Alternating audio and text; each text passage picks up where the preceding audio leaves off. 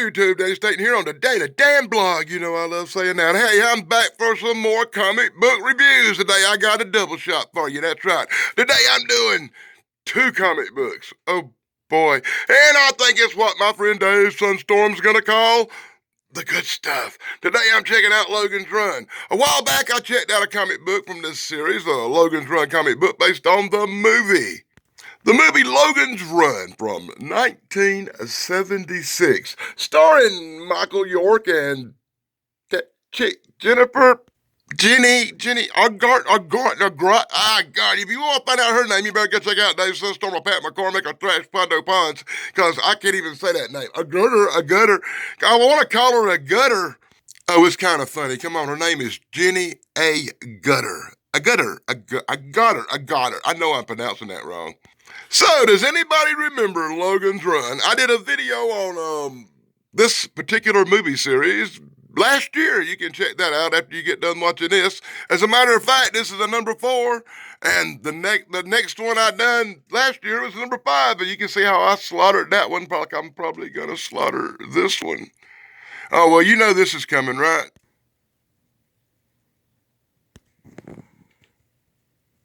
Just imagine a world where you will hold your entire future in the palm of your hand, when a tiny glowing crystal will guide you through an existence in which each day is more wonderful than the last, where it will be possible for you to obtain the fulfillment of every fantasy, the satisfaction of every vanity, the absolute attainment of every wish. Metro-Goldwyn-Mayer presents the Saul David production of Logan's Run. A fantastic journey through a world beyond imagination. Welcome to the 23rd century. The perfect world of total pleasure. Imagine a world in which you need never be alone. You touch a switch, turn a dial, and the perfect lover steps into your arms. Every pleasure is yours to experience. Runner! There's just one catch. When the tiny crystal in the palm of your hand flashes its final message, your time is up. Michael York is Logan. Run, Logan! Policeman in a perfect world. No! Trained to track down runners. Run, Logan! Until he is forced to run himself.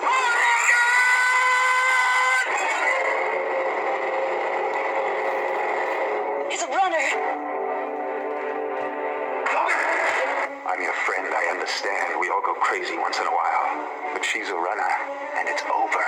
Over? Where am I? Fox, an incredible being. More than human, more than machine. Diabolical guardian of the gateway to freedom. For Logan and the woman who loves him.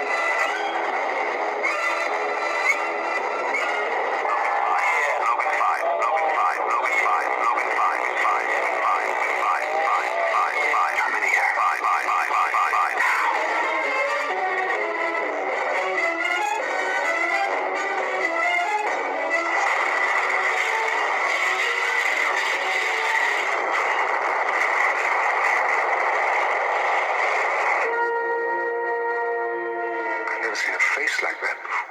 That must be the look of being old.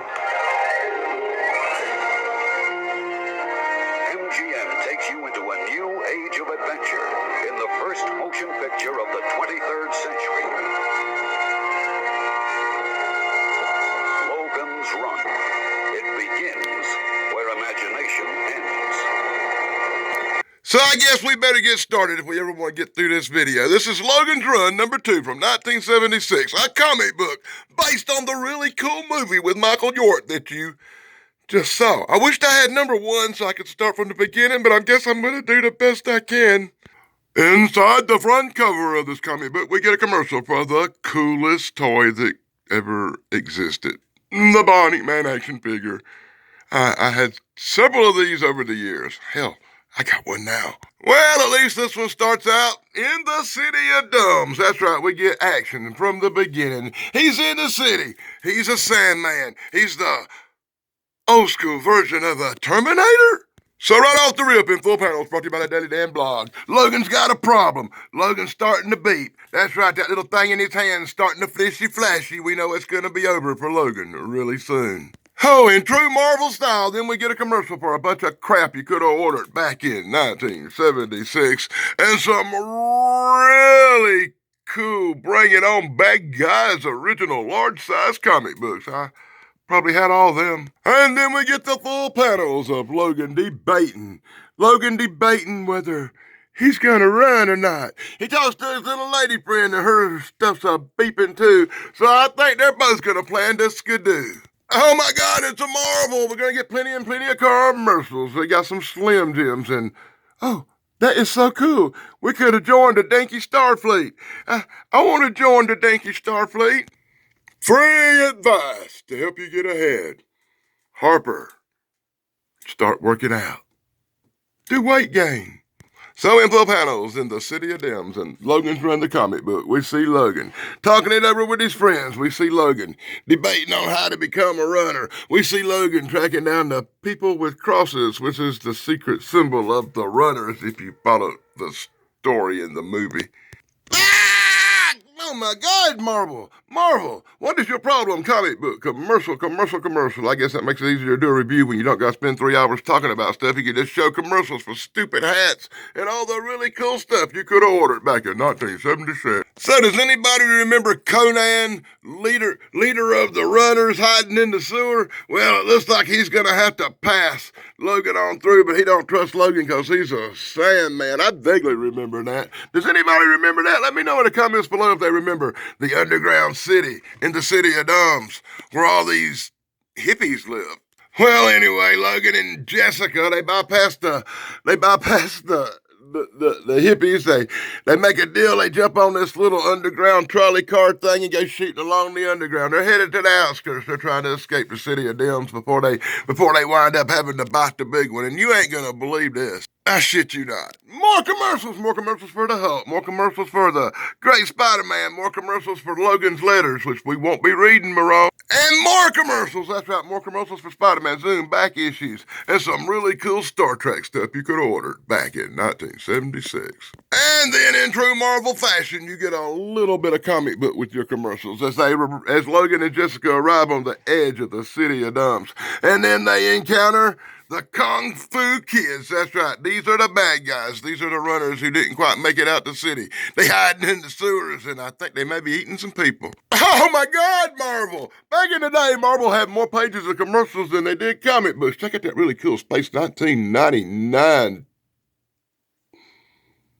Well, I love that. I love that transporter. I actually had that. I told my mom and dad I wanted some Star Trek stuff for Christmas, and my mom and dad got all confused, and they went out and bought me a bunch of Space 1999 crap. Mom and dad wasn't real bright. Anyway, check out these large-sized monsters. Hey, I had a couple of these guys. I had the Dracula Bela Lugosi. I had the Boris Karloff Frankenstein, and I even had a werewolf. So once again, in full panels, brought to you by the Daddy Dan blog. Jessica and Logan are on the edge of the City of Dems. They're fighting with the Kung Fu Kids, who's a radical group that lives under the City of Dems, who just ain't quite got enough sense to go ahead and escape. But Jessica and Logan are headed that way as their little beepy lights flash. They know the other Sandman will be hot on their trail. And then we get, well, actually may be cool, vampires. I love vampire stuff. And we'll take a few seconds just in case Marone wants to pause it and read it. I shouldn't even do this because I gotta get through 2 comic books. Classic old comics. Yeah. And then we get a little Hulk cartoon because Hulk liked them apple pies. Oh, God, that makes me want to rip my eyeballs out of my head. And we see the last full panels brought to you by the Daddy Dan blog in this comic book. As Logan and Jessica arrive on the city's edge after escaping the hippie tribes and the Mongol hordes. There, they will find the next exciting adventure in the lair of Laser Death, which I don't have that comic book, so I don't guess you'll be seeing the Laser Death thing, right? No, I got one better for you. I got the number 4 from April 1976, and oh my God, it's cool. It's the one with the Ice World. That's going to be a really good one. But before I get started on that, you know what I got to do now, right? I got to give a special shout out to my main man, Thrash Pondo Pons. You can find him here on YouTube, and he is the king of the cool stuff. Be sure to check out my main man, Pons. And you can find Pat McCormick at the Golden Rage of TV here on YouTube. And be sure to check out my friend Dave Sunstorm, the Good Stuff community leader, and his incredible brother, Steven Sunstorm. As well as my good girl, the Retro Nerd Girl. My friend, my flock is everywhere, and be sure to check out the Nostalgic Podcast, Corey's Comedy Channel, Big Guys 45's BK on the air. Hey, by the way, the Nostalgic Podcast guy, the Golden Rage of TV, David Sunstorm, and Thrash Pondo, all know more about Logan's Run than I do. You should go to their channel and look their videos up, and you may get an education. So without further ado, let's see if we can beat it through Logan's Run number 4 from 1976. Inside the front cover, you get what could be some of the coolest art that ever existed in that inside cover of a comic book. You get King Kong movie trailer. It started that year, and I went to see it in the theater, and I thought that was one cool King Kong movie. Did you like that King Kong movie? Let me know in the comments below. You don't see too much of it anymore. Gee, I wonder why. So after fleeing the city of domes, Logan and Jessica arrive on the edge of the city of domes. One last obstacle to overcome before they see the outside world. And they face an ice robot. What? That's right. Info panels brought to you by the Daddy Damn Blog. They must overcome the Guardian. The Guardian's job is to keep people from passing this point. That's right. He tries to be nice. He pretends to be good. But deep down inside, the robot catches you and freezes you and turns you into popsicles. Wah, wah, wah.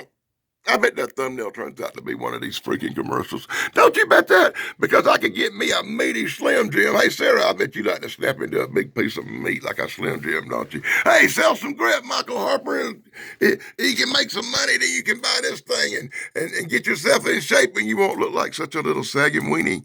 And Info Panels brought to you by the Daddy Damn Blog. Once again, we see Ice Robot Zero trying to capture Jessica and Logan so he can turn them into a popsicle as they manage to evade the robot. At that point, didn't you know, little turkeys are going to show up. But they didn't last too long as the robot took them out. How did them little kids follow them there? I do not know. That's not in the movie, I don't think. Sandman take out his blaster and give one upside the boom. And the boom is more commercials. That's right. More commercials brought to you by Marvel Comics. Because they're the gift that keeps giving. They love commercials. You could have joined a university and got an education, and then you wouldn't have to read comic books no more.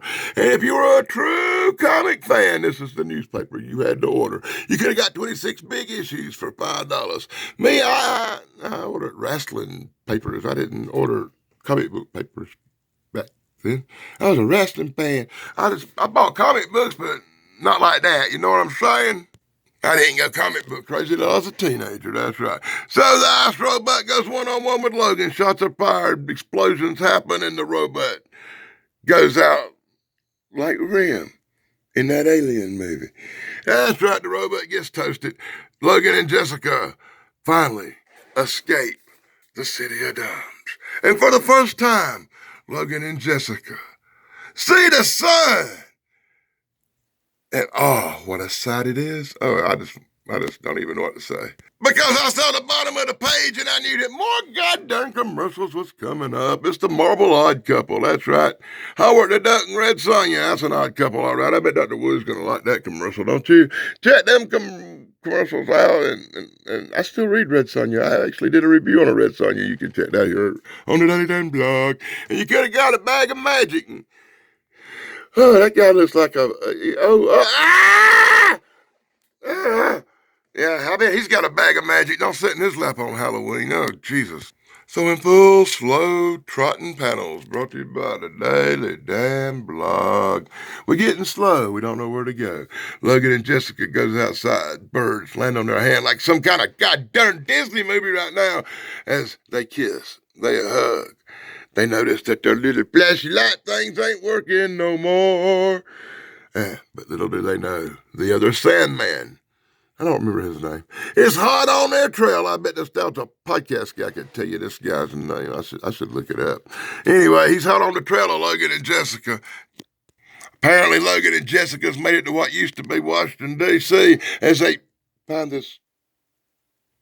Yeah, I'm not going to say nothing about symbolism in a comic book. As they look for the place to stay, somewhere in the city that they can find refuge, they find the Great Hall where Abraham Lincoln sat back in the day. Yeah, I remember this from Planet of the Apes, that movie too, right? And of course, we're going to get commercials, and more freaking commercials because it's a Marvel. That's right, Marvel. This movie comic is just a lap. Whoa. Slap full of commercials. This one's about Spider-Man, and this one's about wah, wah, wah. Mike Bleasy? Mike Bleasy, the Rainbow Warrior? We call him Hollow Man. I'd call him something else this day and age. You know, he look like he's wearing a rainbow. I bet he's popular in certain communities. And, of course, more commercials with Captain America and Spider-Man, and you can subscribe to all the really cool comic books. And then, once again, that never-ending list of all the crap you could have ordered back in 1976. Wow, look at that face. I've never saw a face like that. That must be what it looks like to be old. Oh, my God. And what a wonderful day to be young forever. There you go. Anyway, they wandering around this abandoned city. They're seeing all the sights. They open a door and get the wow cat scare. And you got to have a cat scare even in a science fiction movie.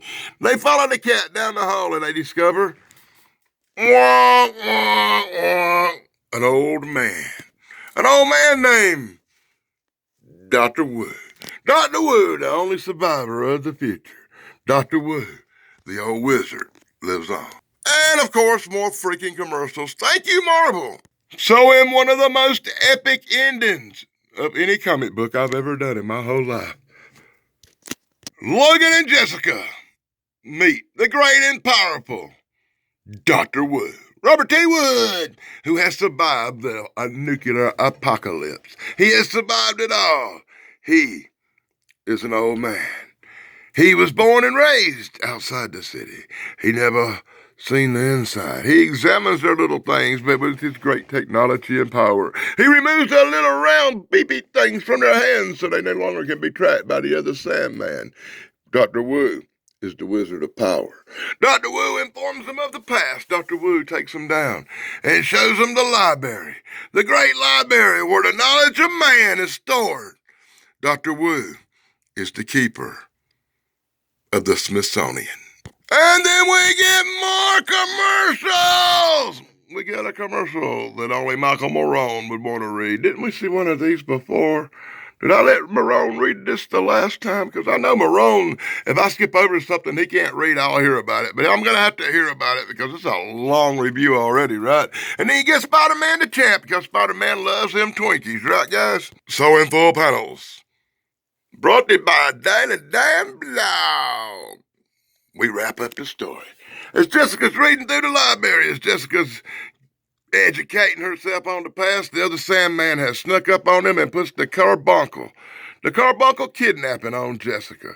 Logan and old Dr. Wu the Wizard are unaware as he's learning about old Abe Lincoln and freedom. I guess that's a little too late. As the other Sandman says, don't move, and it becomes a Mexican standoff right here on the end run. The final chapter in this 5-part comic book series. And, of course, more commercials. That's a wrap. Waste the back cover they did. So be sure to let me know what you think about these comic books in the comments below. That's number 2 and number 4 from 1976, part of a 5-pack. A 5-pack of movie comics, the entire Logan's Run movie in 5 comic books. I've got 2, 4, and 5. I need 1 and 3, and then I'll have the whole saga. I've been looking for these for a long time, and be sure to check out number 5. Yeah, I done reviewed it. I reviewed it first. I did it last year. You can see that review here on the Daily Damn Blog. Here it is, Logan's Run, number 5. Already up on the Daily Damn Blog. See how the story ends. And be sure to like, subscribe, and ring the bell. Be sure to join me next time when I do something much freaking worse. Till next time, guys, blog over.